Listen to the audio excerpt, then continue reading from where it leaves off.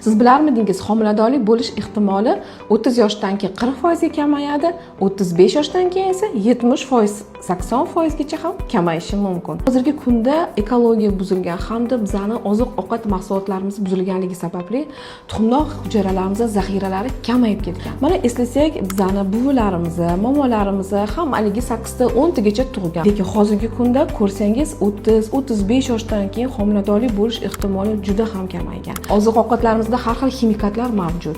Hamda bizani noto'g'ri hayot tarzimiz, ya'ni kam harakatchanlik. Bularni qilmaslik uchun nima qilishingiz kerak?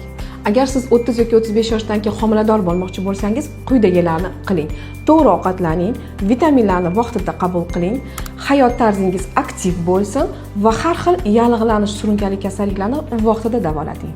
Agar sizga ma'lumotlarim qiziq bo'lsa va kerakli informatsiyalarni olayotgan bo'lsangiz, sizga qiziq bo'lgan mavzuni yozib qoldiring izohlarda. Biz albatta bu to'g'risida ma'lumot yig'ib ko'rsatib beramiz.